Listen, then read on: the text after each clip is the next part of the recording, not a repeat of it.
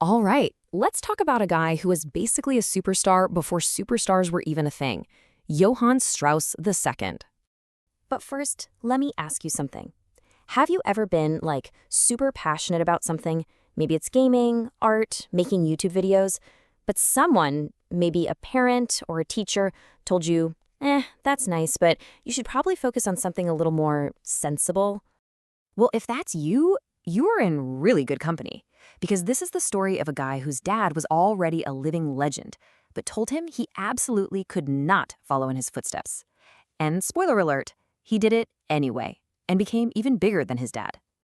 So our story kicks off with what was basically a secret mission. See, by day, Johann was supposed to be studying for a totally respectable, sensible career, but behind closed doors, he was living a complete double life. Okay, so here's the setup. On one side, you have Dad's plan. Johann was supposed to become a lawyer, a safe, stable job. But Johann's actual plan, it was a little different. He wanted to be a music icon. So to make this happen, he had to go into full-on stealth mode.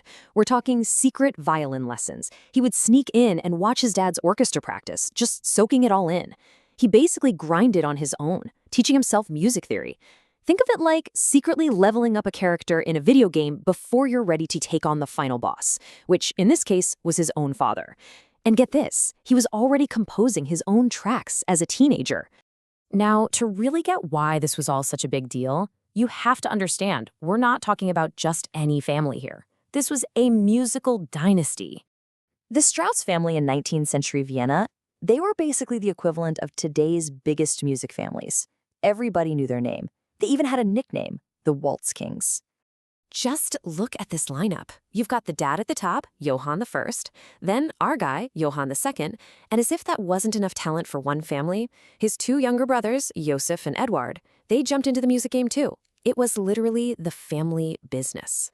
So just imagine the vibe in that house. You're growing up, and your dad and your brothers are not just family, they're your direct competition.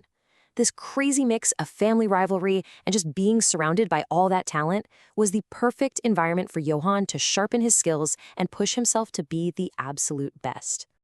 So how did Johann actually go from being a secret musician to a certified superstar? Well, he didn't just make music. He created what you could call the 19th century version of viral hits. And his secret weapon was the waltz. Now, I know what you might be thinking. A waltz? Sounds kind of slow and dusty, right? No way. Forget that. This was the viral TikTok dance of its time. Seriously, it was way faster and more exciting than the stuffy old dances people were used to. If you went to any party in Europe, this is what you were doing. It was the trend. And Strauss? He dropped the ultimate waltz anthem, the Blue Danube. I guarantee you've heard this song probably in a movie or a TV show, even if you don't recognize the name. It's got this huge, soaring melody that just feels epic. This one track helped make him a legend, and it's still instantly recognizable well over 150 years later. But he didn't just stop with waltzes. He also got into writing operettas. Now, the easiest way to imagine an operetta is to think of it like a binge-worthy Netflix comedy series. But it's live on a stage with an orchestra and a lot of singing.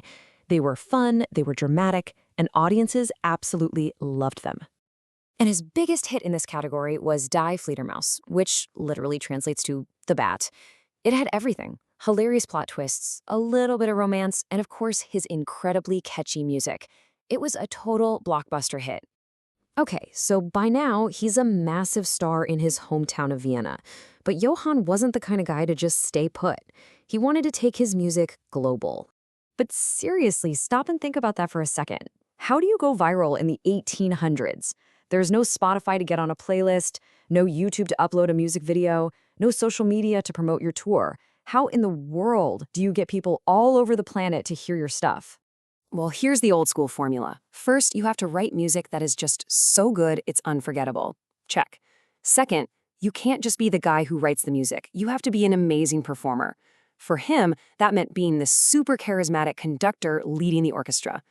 And finally, you gotta hit the road. You have to tour like crazy. And that is exactly what he did. He took his orchestra and his hit songs on these massive tours. And as you can see, he wasn't just a local celebrity anymore. He was playing for packed houses and winning over fans in Germany, Russia, England. He became a legitimate international superstar. And all of this, the secret passion, the family rivalry, the hit songs, the world tours, it all came together to build a legacy that has lasted for centuries. Johann Strauss II passed away in 1899, right at the very end of the century that he had presided the soundtrack for. But his music, his influence, that was really just getting started. So, why are we still talking about him today? Well, for starters, he earned the incredible title the Waltz King. His music became the sound of Vienna, and it's still a huge part of the city's identity. Orchestras all over the world still perform his hits every year. He basically wrote the book on what popular dance music sounded like for an entire generation. So, if you take just one thing away from this whole story, let it be this.